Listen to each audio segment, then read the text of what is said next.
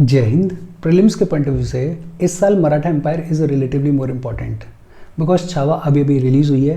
It did a good business also, plus there is a lot of controversy around Aurangzeb also. और इस backdrop में Maratha empire relatively important हो जाता है। आज के सेशन में हम पूरे के पूरे मराठा एम्पायर के बारे में इन डिटेल पढ़ेंगे, बातचीत करेंगे। देखो शुरू करते हैं। मराठास की कहानी क्या रही है, अगर मोटा मोटा बात करें तो 16th सेंचुरी तक ये जो मराठास हैं ये सरदार्स हुआ करते थे, ये जागीरदार्स हुआ करते थे। 17th सेंचुरी आते आते मराठास को शिवाजी यूनिफाई करेंगे।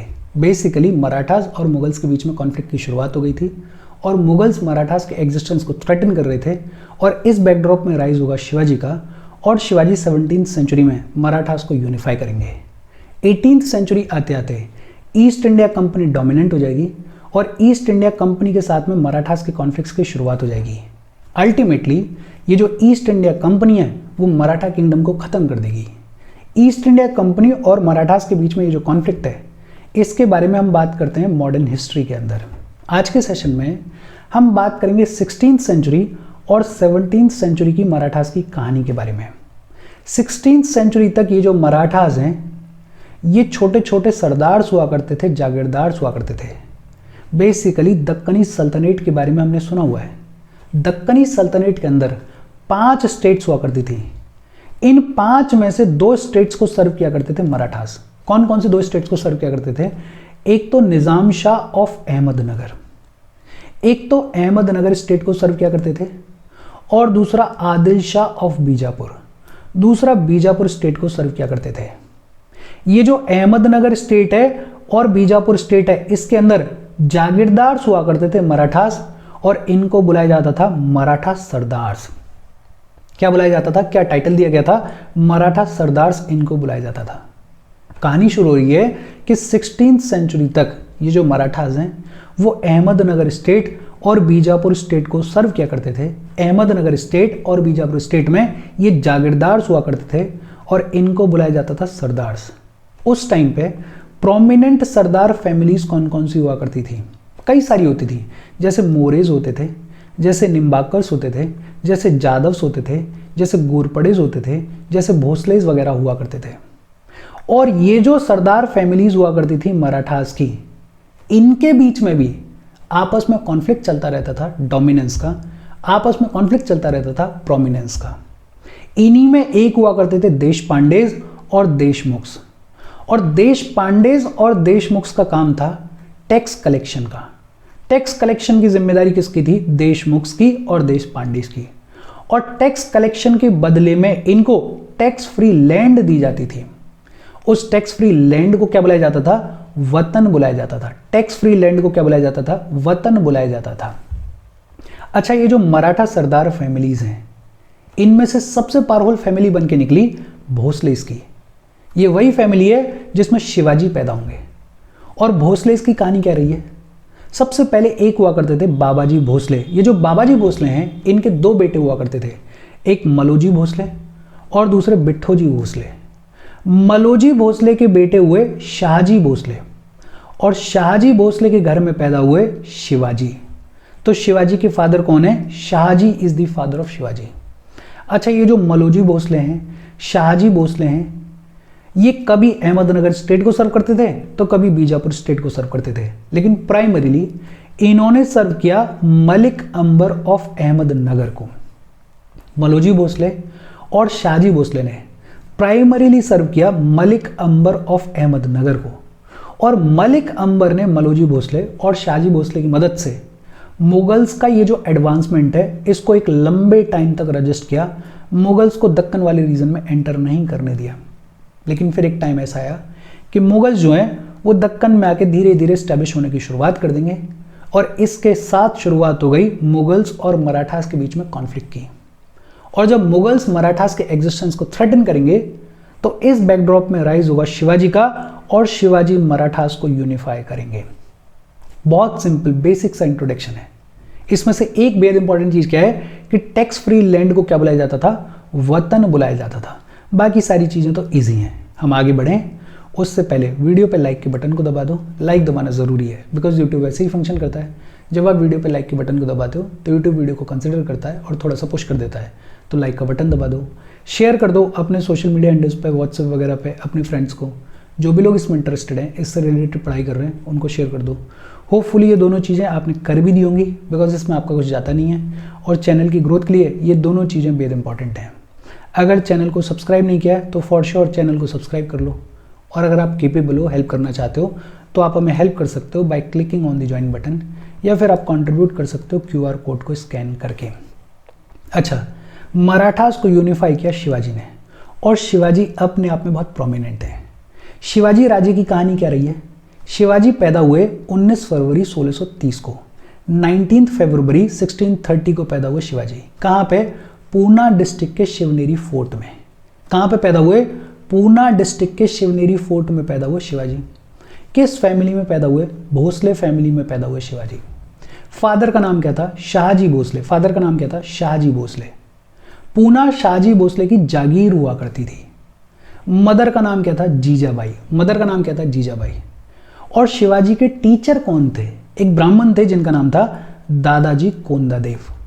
टीचर कौन थे शिवाजी के? दादाजी कोंडादेव। शिवाजी गुरु समर्थ रामदास के रिलीजियस इन्फ्लुएंस में भी आए, और गुरु समर्थ रामदास ने ये जो देशभक्ति वाली भावना है ये जगाई शिवाजी के अंदर। अच्छा, 1637 में ही शिवाजी के फादर ने पूना का जो एडमिनिस्ट्रेशन है वो शिवाजी को हैंडओवर कर दिया। शिवाजी पैदा हुए हैं 1630 में, और 1637 में बड़ी ही छोटी उम्र में ये जो पूना का एडमिनिस्ट्रेशन है वो शिवाजी के हाथ में आ गया। अब शिवाजी तो छोटे थे, तो शिवाजी के ब्याह पे पूरा कामकाज कौन देख रहे थे? दादाजी कोंडादेव देख रहे थे। लेकिन 1647 में दादाजी कोंडादेव पास्ड अवे, और उसके बाद शिवाजी अज्यूम्ड फुल चार्ज। तो पूरा चार्ज शिवाजी ने कब लिया है? 1647 में लिया है। देखो बहुत सिंपल, शिवाजी पैदा कब हुए? 19 फरवरी 1630 को पैदा हुए। अच्छा, पैदा कब हुए इस पर थोड़ा सा कॉन्फ्लिक्ट चलता है। कुछ कुछ किताबें ऐसी हैं जो कि 1628 लिखती हैं, लेकिन यूपीएससी सर्कल में आमतौर पे चलता है 1630। कहाँ पे पैदा हुए? पूना डिस्ट्रिक्ट के शिवनेरी फोर्ट में पैदा हुए। किस फैमिली में? भोसले फैमिली में। फादर का नाम क्या था? शाहजी भोसले। मदर का नाम क्या था? जीजाबाई। टीचर का नाम क्या था? दादाजी कोंडादेव। रिलीजियस इन्फ्लुएंस किसका रहा? गुरु समर्थ रामदास का।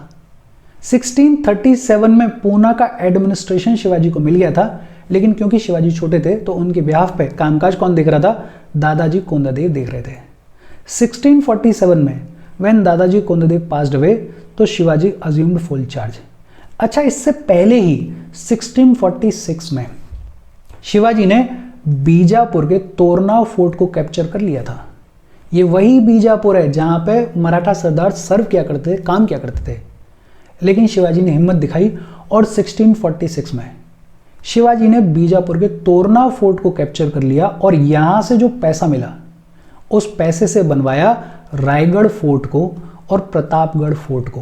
ये जो रायगढ़ फोर्ट है ये पावर सेंटर रहेगा एक लंबे टाइम तक। 1656 में शिवाजी ने जावली नाम की जगह को कॉन्कर कर लिया एक मराठा चीफ चंद्रराव मोरे से। अगर मैप में आप देखोगे तो यहां पे आपको जावली दिखेगी।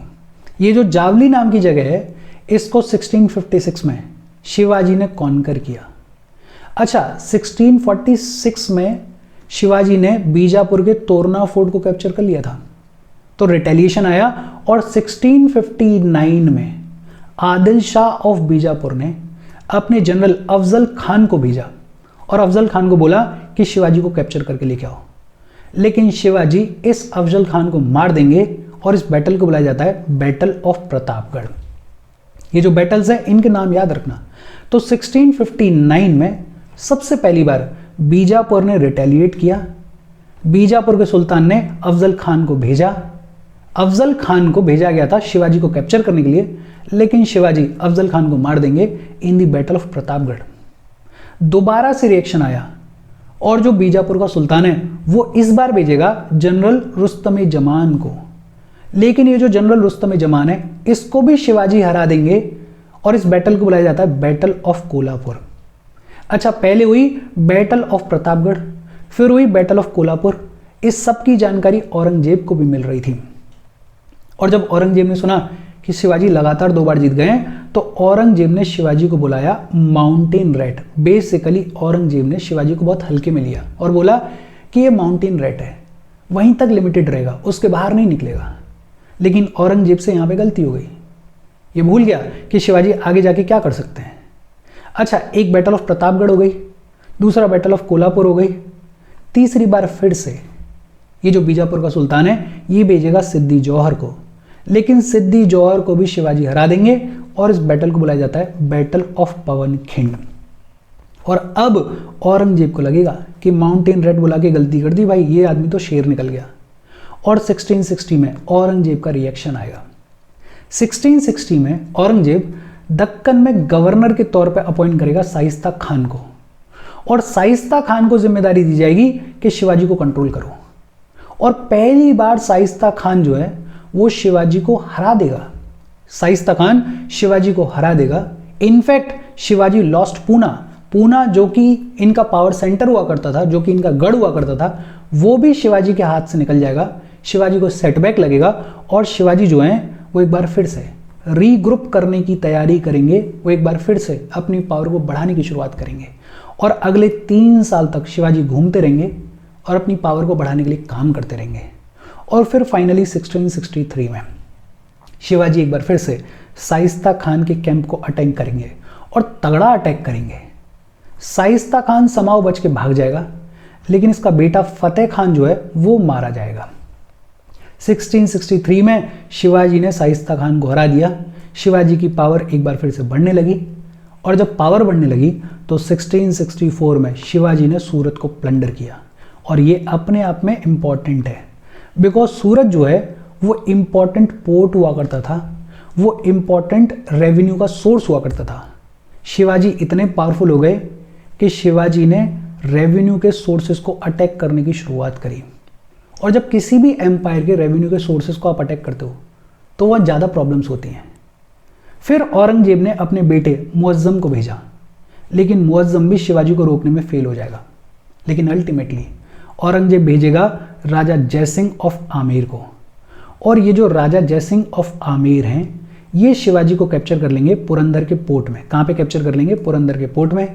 और फिर एक ट्रीटी साइन होगी, ट्रीटी ऑफ पुरंदर। देखो बहुत सिंपल, एक तो याद रखो 1659 में बैटल ऑफ प्रतापगढ़ लड़ी गई जहाँ शिवाजी ने अफजल खान को हराया। फिर बैटल ऑफ कोल्हापुर लड़ी गई जहाँ शिवाजी ने जनरल रुस्तम जमान को हराया। फिर बैटल ऑफ पवनखिंड लड़ी गई जहाँ शिवाजी ने सिद्दी जौहर को हराया। इसी ड्यूरेशन में औरंगजेब शिवाजी को माउंटेन रेट बुलाएगा, लेकिन बहुत जल्दी औरंगजेब को रियलाइज़ होगा कि ये तो गड़बड़ हो गई। और 1660 में औरंगजेब जो है वो शाइस्ता खान को गवर्नर ऑफ डेक्कन के तौर पर अपॉइंट करेगा। पहली बार शाइस्ता खान शिवाजी को हरा देगा और पूना इनके हाथ से चला जाएगा। लेकिन शिवाजी एक बार फिर से रीग्रुप करेंगे, हिम्मत नहीं हारेंगे, और 1663 में शाइस्ता खान के कैंप को अटैक करेंगे। शाइस्ता खान बच के भाग जाएगा, लेकिन इसका बेटा फतेह खान मारा जाएगा। 1664 में शिवाजी पहली बार सूरत को प्लंडर करेंगे, पहली बार रेवेन्यू के सोर्सेज को अटैक करने की शुरुआत करेंगे, मुगल एम्पायर को कमज़ोर करने की शुरुआत करेंगे। औरंगजेब रिटेलिएट करेगा और मुअज्जम को भेजेगा शिवाजी के अगेंस्ट में, लेकिन मुअज्जम फेल हो जाएगा। फिर राजा जयसिंह ऑफ आमेर को भेजा जाएगा, और राजा जयसिंह ऑफ आमेर जो हैं वो शिवाजी को कैप्चर कर लेंगे पुरंदर के पोर्ट में। और पुरंदर का ये जो फोर्ट है वहाँ पर ट्रीटी साइन हुई, ट्रीटी ऑफ पुरंदर 1665 में। और ये जो ट्रीटी थी इसके प्रोविजंस क्या थे? शिवाजी के पास में टोटल 35 फोर्ट्स हुआ करते थे, इनमें से 23 इनको सरेंडर करने पड़े। शिवाजी के पास में सिर्फ 12 फोर्ट्स रह गए। शिवाजी के बेटे शांबाजी को मनसबदार बना दिया गया 5000 का, और ये कोई बहुत अच्छी बात नहीं थी। औरंगजेब एक तरीके से शिवाजी को मैसेज देने की कोशिश कर रहा था कि देखो तुम्हारा बेटा मेरे अधीन काम करता है, तुम मेरे अधीन काम करोगे। डेक्कन के रूलर के तौर पे इनको रिकॉग्नाइज कर लिया गया, ये भी कोई अच्छी बात नहीं है, बिकॉज मैसेजिंग सेम वही है कि मेरे साम्राज्य के अंदर तुम काम कर रहे हो। लेकिन सिचुएशन खराब थी। शिवाजी ने अग्री भी कर लिया कि वो औरंगजेब के कोर्ट को विजिट करेंगे, आगरा को विजिट करेंगे। ट्रीटी ऑफ पुरंदर साइन हो गई 1665 में। फिर 1666 में शिवाजी आगरा पहुंचेंगे और औरंगजेब के कोर्ट को विजिट करेंगे। लेकिन यहाँ भी औरंगजेब शिवाजी को ह्यूमिलिएट करेगा और शिवाजी को हाउस अरेस्ट के अंदर रख दिया जाएगा। लेकिन औरंगजेब अभी भी शिवाजी की काबिलियत को नहीं समझ रहा है। ये बड़े काबिल आदमी थे और ये यहाँ से भी बच के भाग जाएंगे और एक बार फिर से रीग्रुप करने की शुरुआत करेंगे। मुगल एम्पायर अपने आप में पावरफुल एम्पायर हुआ करता था। उस एम्पायर के सामने एक इंसान बार बार खुद को रीग्रुप कर रहा है, हिम्मत नहीं हार रहा है, ये अपने आप में बड़ी बात थी। और शिवाजी एक बार फिर से रीग्रुप करेंगे और 1670 में लड़ी जाएगी the very important battle of Kondana, या जिसे बैटल ऑफ सिंगड़ भी बुलाया जाता है। शिवाजी की तरफ से लड़ेंगे तानाजी और जयसिंह, या फिर ये कहें कि औरंगजेब की तरफ से लड़ेंगे उदयबान राठौर, और तानाजी उदयबान राठौर को हरा देंगे। 1670 बैटल ऑफ कुंदाना में तानाजी जीतेंगे, शिवाजी जीतेंगे और यहां से एक बार फिर से शिवाजी की कहानी की शुरुआत होगी। 1670 का एंड आते आते शिवाजी ने जितने भी फोर्ट्स खोए थे, ये जितने भी फोर्ट्स खोए थे शिवाजी ने, इन सबको शिवाजी रिकवर कर लेंगे और 1670 में एक बार फिर से शिवाजी सूरत को प्लंडर करेंगे दूसरी बार। एक बार फिर से मुगल एम्पायर को अटैक करेंगे, एक बार फिर से मुगल एम्पायर के रेवेन्यू सोर्सेस को अटैक करने की शुरुआत करेंगे। और 1672 में लड़ी गई the very important battle of Salher. Battle of Salher important क्यों है? बिकॉज शिवाजी ने पहली बार मुगल आर्मी को ओपन फील्ड में हराया। ये वही शिवाजी हैं जिनको औरंगजेब किसी पॉइंट ऑफ टाइम पे माउंटेन रैट बोल रहा था। ये बोल रहा था कि ये माउंटेन से कभी बाहर निकल के नहीं आ सकते हैं, कभी जीत नहीं सकते हैं। लेकिन यहाँ शिवाजी ने मैसेज दिया कि भाई साहब माउंटेन में तो माउंटेन में, मैं बाहर भी तुम्हें हराऊंगा। तो 1672 में बैटल ऑफ सलहेर में शिवाजी ने मुगल आर्मी को ओपन फील्ड में हराया और ये अपने आप में सिग्निफिकेंट बैटल है। शिवाजी ने 1672 में जब मुगल आर्मी को हरा दिया तो 1674 में शिवाजी का राज तिलक किया गया रायगढ़ में और इन्होंने टाइटल अज्यूम किया। दो टाइटल्स अज्यूम किए, एक तो हैनदव धर्मोदरक। हैनदव धर्मोदरक मतलब प्रोटेक्टर ऑफ हिंदुइज्म, और दूसरा छत्रपति, छत्रपति शिवाजी राजे। 1674 में राज तिलक किया गया। कहाँ पे? रायगढ़ में किया गया। टाइटल अज्यूम किए कौन कौन से? एक तो हैनदव धर्मोदरक, बेसिकली प्रोटेक्टर ऑफ हिंदुइज्म, और दूसरा महाराजा छत्रपति शिवाजी राजे। शिवाजी इसके बाद साउथ के ऊपर फोकस करेंगे और कर्नाटका तक चले जाएंगे। कर्नाटका में एक जिंजी नाम की जगह है, वेल्लोर नाम की जगह है, उनको भी कैप्चर करेंगे और वहां भी कई सारे फोर्ट्स बनवाएंगे। लेकिन 1680 में Shivaji will pass away. The bright phase of Maratha empire एक तरीके से खत्म हो जाएगा 1680 में। शिवाजी अपने आप में बेहद इंपॉर्टेंट है। ट्रीटी ऑफ पुरंदर को याद रखना, बैटल ऑफ कोंदाना को याद रखना, 1670 में लड़ी गई। बैटल ऑफ सलहेर अपने आप में बेहद इंपॉर्टेंट है, 1672 में लड़ी गई। फिर शिवाजी का राज तिलक कब हुआ? 1674 में, और दोनों टाइटल्स को याद रखना। लेकिन जब शिवाजी पास्ड अवे तो उसके बाद गद्दी पे कौन बैठेगा, उसके लिए वॉर ऑफ सक्सेशन की शुरुआत हो गई। शिवाजी के दो बेटे, एक शांबाजी और दूसरे राजा राम, दोनों आपस में लड़ेंगे कि गद्दी पे कौन बैठेगा। शांबाजी जीत जाएंगे। शांबाजी राजा राम को जेल में डाल देंगे और खुद पावर पे आएंगे। हालांकि जब शांबाजी पावर में आएंगे तो बहुत सारे मराठा सरदार जो हैं वो इनको सपोर्ट नहीं करेंगे, लेकिन हाँ ये भी अपने आप में पावरफुल रूलर थे। शांबाजी को निकनेम दिया गया कलूशा का। कलूशा मतलब इंस्टिगेटर ऑफ स्ट्राइफ, बेसिकली जो आदमी कॉन्फ्लिक्ट्स की शुरुआत करता है, वैसा इनको टाइटल दिया गया। इनको बुलाया गया कलूशा। 20 जुलाई 1680 को ये गद्दी के ऊपर बैठेंगे। मराठा लीडर्स के साथ में इनकी बनती नहीं थी, मराठा सरदार्स के साथ में इनका ट्रस्ट नहीं था, तो ये अपना पूरा ट्रस्ट किस में प्लेस करेंगे? एक ब्राह्मण में जिसका नाम था कनौजी।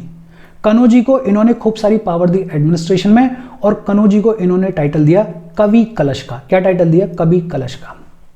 शांबाजी जो है वो अकबर सेकंड को सपोर्ट करेंगे, औरंगजेब का जो रिबेलियस बेटा था उसको सपोर्ट करेंगे। लेकिन अकबर सेकंड कुछ कर नहीं पाएगा और ये भाग जाएगा पर्शिया।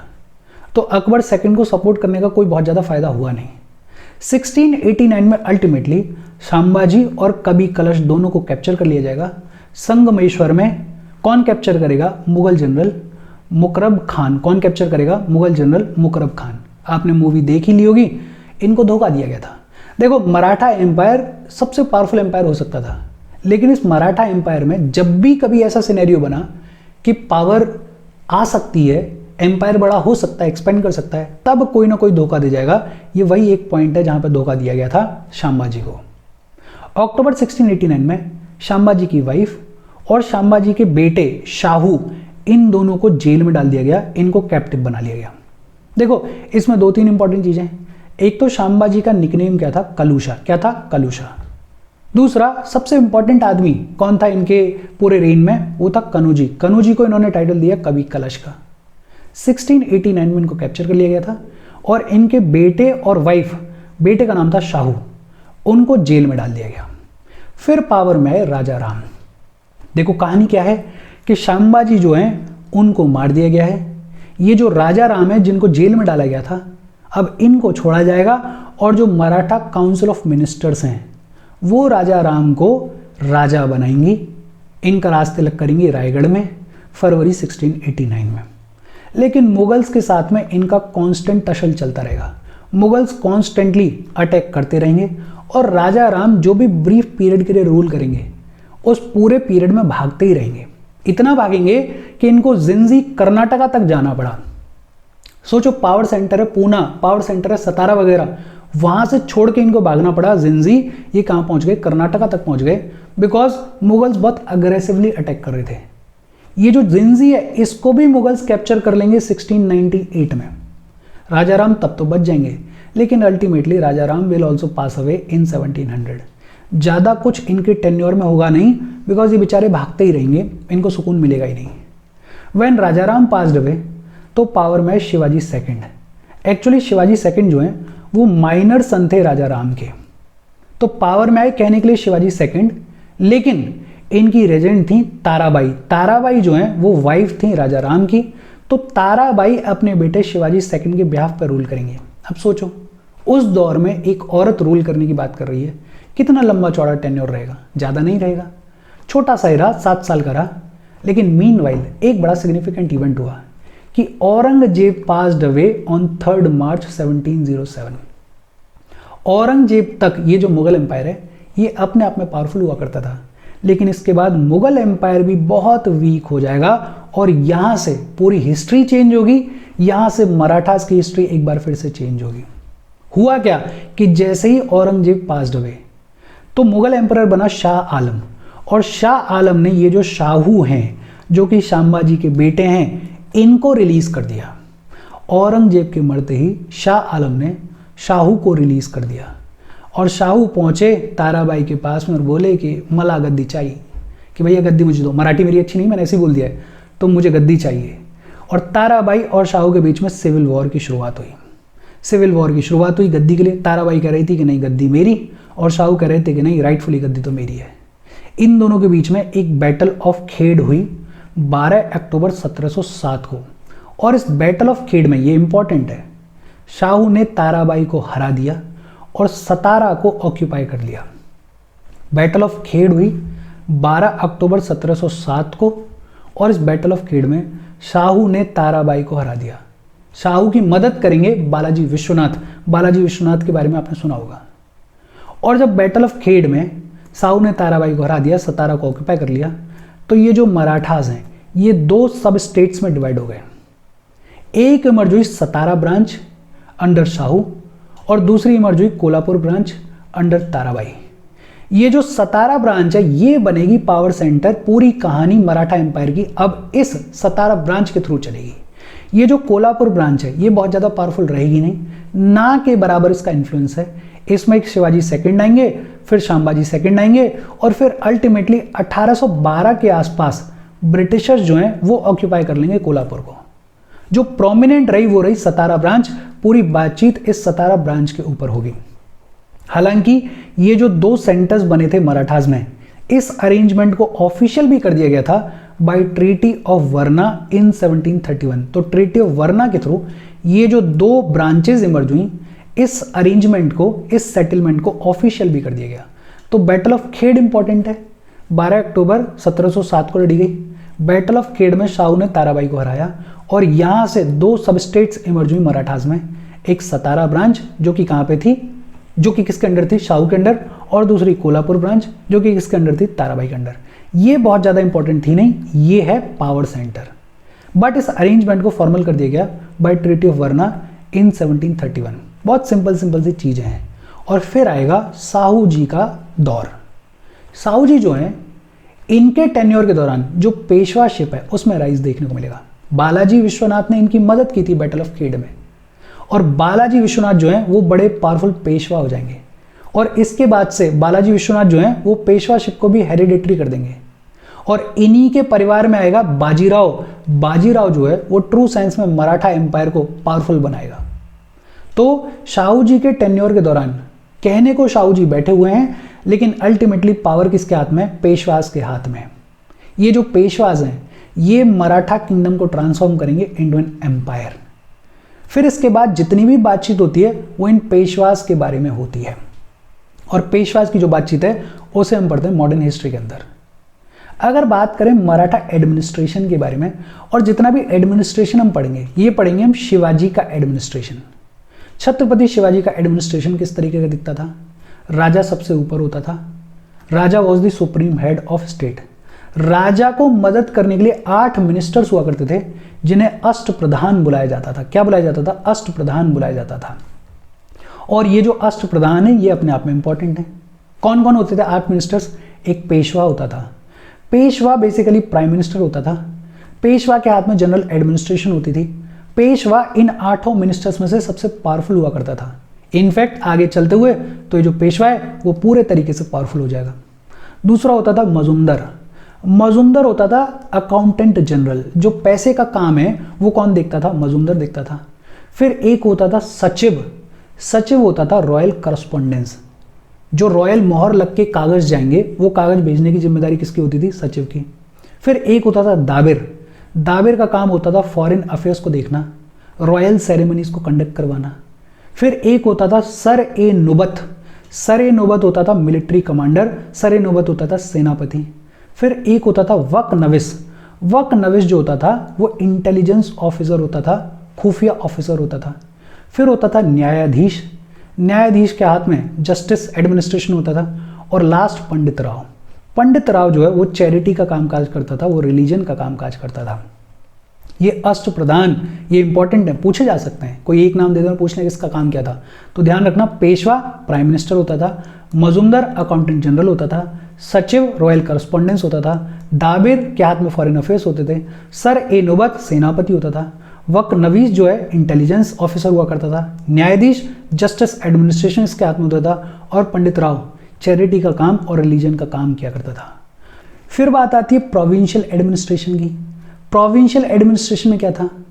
एक होते थे प्रांस। जो शिवाजी का एम्पायर था उसको प्रांस में डिवाइड किया गया, उसको प्रोविंसेस में डिवाइड किया गया। और ये जो प्रांस हुआ करते थे इनकी देखरेख की जिम्मेदारी होती थी सूबेदार की। सूबेदार पूरा कामकाज देखता था प्रांस का। प्रांस को फर्दर डिवाइड किया गया तरफ्स में। तरफ्स बेसिकली हुआ करती थी डिस्ट्रिक्ट्स, और तरफ्स के ऊपर कामकाज किसका था? हवलदार का। हवलदार जो है वो लॉ एंड ऑर्डर देखता था तरफ्स का। फिर तरफ्स के नीचे होते थे परगानास। परगानास बेसिकली सब डिस्ट्रिक्ट्स हुआ करते थे। और ये जो परगानास होते थे इनमें एक देश पांडे होते थे जो कि अकाउंट्स के काम को देखते थे, और दूसरे देशमुख होते थे जो कि लॉ एंड ऑर्डर के काम को देखते थे, और सबसे छोटी यूनिट होती थी विलेज जिसको मौजस बुलाया जाता था। और विलेजेस में एक होते थे कुलकर्णी। कुलकर्णी अकाउंट के काम को देखते थे, और पाटिल लॉ एंड ऑर्डर के काम को देखते थे। बहुत सिंपल। प्रोविंशियल एडमिनिस्ट्रेशन में सबसे पहले प्रांस हुआ करते थे। जो भी एम्पायर था उसको प्रांस में डिवाइड किया गया, और प्रांस की देखरेख किसके पास में थी? सूबेदार के पास में। फिर होते थे तरफ्स बेसिकली डिस्ट्रिक्ट्स, और इनकी देखरेख हवलदार के हाथ में थी। इनका लॉ एंड ऑर्डर हवलदार के हाथ में था। फिर परगानाज होते थे, सब डिस्ट्रिक्ट्स होते थे। इनमें देश पांडे अकाउंट्स के काम को देखते थे, और देशमुख लॉ एंड ऑर्डर के काम को देखते थे। और फिर विलेजेस होते थे, मौजस होते थे, जिनमें कुलकर्णी अकाउंट के काम को देखते थे, और पाटिल लॉ एंड ऑर्डर के काम को देखते थे। मराठा एम्पायर में जो अर्बन एरिया में पुलिस ऑफिसर होता था उसे बुलाया जाता था कोतवाल, और जो रूरल एरिया में पुलिस ऑफिसर हुआ करता था उसे बुलाया जाता था फौजदार। एक होते थे कमविशदर, और ये कमविशदर जो है बड़े इंपॉर्टेंट हुआ करते थे। ये बेसिकली सेंट्रल ब्यूरोक्रेसी हुआ करती थी। ये जो सारे लोग काम कर रहे हैं इन पूरे कामकाज को एडमिनिस्टर करने का, इन सभी लोगों को सुपरवाइज करने का काम किसका होता था? कमविशदर का। बेसिकली आज की डेट में जैसे आईएएस ऑफिसर्स होते हैं वैसे हुआ करते थे कमविशदर्स। मिलिट्री एडमिनिस्ट्रेशन की अगर बात करें तो मिलिट्री कमांडर्स हुआ करते थे, और मिलिट्री कमांडर्स की जो पेमेंट है वो जागीर्स में हुआ करती थी। फुट सोल्जर्स हुआ करते थे जिनको मबली बुलाया जाता था। फुट सोल्जर्स को क्या बुलाया जाता था? मबली बुलाया जाता था। कैवलरी के जो ऑफिशियल्स हुआ करते थे उनको नायक बुलाया जाता था। और ये जो कैवलरी के ऑफिशियल्स हुआ करते थे इसमें दो कैटेगरीज हुआ करती थी, एक बारगिर्स और दूसरे सिलादार्स। बारगिर्स हुआ करते थे वो जिनको एम्पायर खुद अपनी तरफ से हॉर्सेस प्रोवाइड करता था, खुद अपनी तरफ से पेमेंट किया करता था। और सिलादार्स हुआ करते थे जिनको एम्पायर फैसिलिटेट करता था, बाकी सारा कामकाज ये खुद किया करते थे। गन बोट्स हुआ करती थी जिनको गुहर्स बुलाया जाता था। गुहर्स बुलाया जाता था गन बोट्स को। मिलिट्री एडमिनिस्ट्रेशन में एक तो मावली को याद रखो, मावली फुट सोल्जर्स हुआ करते थे। दूसरा नायक को याद रखो जो कि कैवलरी ऑफिशियल्स हुआ करते थे। रेवेन्यू एडमिनिस्ट्रेशन की अगर बात करें तो मराठास के पास में पैसा कहाँ से आता था? दो प्राइमरी टैक्सेस थे, एक चौथ था और दूसरा सरदेशमुखी था। चौथ और सरदेशमुखी ये दो प्राइमरी सोर्सेस थे रेवेन्यू के। और इंपॉर्टेंट क्या है, ये दोनों ही outside the Maratha region collect किए जाते थे। जहां पे मराठा एम्पायर रूल कर रहा था, जहां पे मराठास रूल कर रहे थे, उस एरिया में चौथ और सरदेशमुखी को कलेक्ट नहीं किया जाता था। चौथ और सरदेशमुखी को कलेक्ट किया जाता था आउटसाइड दी मराठा रीजन्स। चौथ क्या था बेसिकली कि आपको 1/4 पे करना पड़ेगा टू अवॉइड रेड्स। जैसे कोई एम्पायर है यहां पे ए, अब इस एरिया में मराठास रेड करेंगे, लूटपाट मचाएंगे। इन रेट्स को अगर बंद करवाना है तो जो भी आपकी कमाई है उसमें से 1/4 आप चौथ के तौर पे कर दो। और दूसरा होता था सरदेशमुखी। सरदेशमुखी एडिशनल 10% होता था on the land which was hereditary claimed by the Marathas. For example मान लेते हैं ये कोई बी एरिया है जो कि मुगल्स के अंडर है। यहां पे मराठास क्या कह रहे हैं कि हमें 1/4 तो चौथ दे दो, वो तो लेना ही लेना है। लेकिन साथ में अगर ये एरिया ऐसा है कि मराठास ये कह रहे हैं कि आज ये मुगल्स के अंडर है, लेकिन पहले ये हमारे पुरखों के अंडर हुआ करता था, हमारे एंसेस्टर्स के अंडर हुआ करता था, तो यहां के लिए ये जो मराठास हैं क्या बोल रहे हैं कि आप 10% और दो टैक्स के तौर पे, क्योंकि हेरिडेटरी ये जमीन हमारी है। और इसको बुलाया जाता था सरदेशमुखी। 10% और दो, नहीं तो हम रेड करेंगे, हम लूटपाट मचाएंगे। तो चौथ और सरदेशमुखी जो है वो मेन सोर्सेज हुआ करते थे रेवेन्यू के फॉर द मराठा एम्पायर। 1665 में सबसे पहली बार चौथ कलेक्ट किया गया, कहां से? बीजापुर से और गोलकोंडा रीजन से। अच्छा, मराठा एम्पायर में जो लैंड का मेजरमेंट था उसकी मेजरिंग रॉड को बुलाया जाता था काथी। क्या बुलाया जाता था? काथी बुलाया जाता था। और इसके साथ मराठा एम्पायर की बातचीत खत्म हो गई। इजी सेशन है, बहुत सारे टर्म्स हैं आपको याद रखने पड़ेंगे। कोई डाउट हो कमेंट करके पूछ लेना। Thank you very much.